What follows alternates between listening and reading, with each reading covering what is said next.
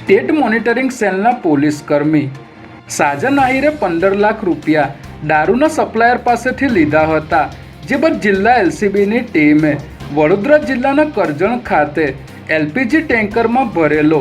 1.75 કરોડનો દારૂનો જથ્થો ઝડપી લીધો હતો, જેથી ખુદ દારૂના સપ્લાયરે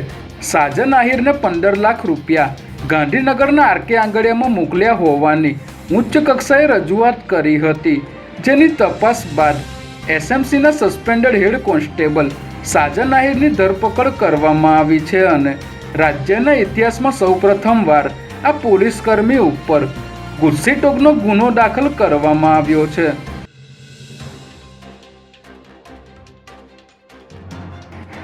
ગુજરાતમાં આગામી વિધાનસભા ચૂંટણી 2027ને ધ્યાનમાં રાખીને લોકસભાના વિરોધ પક્ષના નેતા રાહુલ ગાંધી આજે ગુજરાતની મુલાકાતે આવ્યા છે,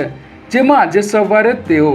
વડોદરા એરપોર્ટ પહોંચ્યા હતા, જ્યાં તેમનું ભવ્ય સ્વાગત કરવામાં આવ્યું હતું. જે બાદ તેઓ બાય રોડ આણંદ પહોંચ્યા હતા, જ્યાં તેઓએ અંધારિયા ચકલા નજીક આવેલ નિજાનંદ રિસોર્ટમાં આયોજિત પ્રશિક્ષણ શિબિરનું ઉદ્ઘાટન કર્યું હતું. વિઝન 2027નો રોડમેપ નક્કી કરવા માટે પ્રદેશ કોંગ્રેસ સમિતિ દ્વારા નવનિયુક્ત જિલ્લા કોંગ્રેસ પ્રમુખો માટે 26થી 28 જુલાઈ સુધી 3 દિવસીય પ્રશિક્ષણ શિબિરનું આયોજન કરવામાં આવ્યું છે.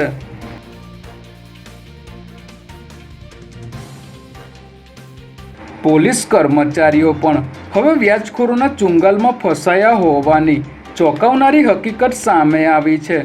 જેમાં ન્યૂ રાણીપ વિસ્તારમાં આવેલ સરદાર પટેલ પાસે રહેતા અને પોલીસ હેડક્વાર્ટરમાં ફરજ બજાવતા મહિલા પોલીસ કોન્સ્ટેબલ સંગીતા બારિયાએ પોતાના ભાઈને પાર્લર કરાવી આપવા માટે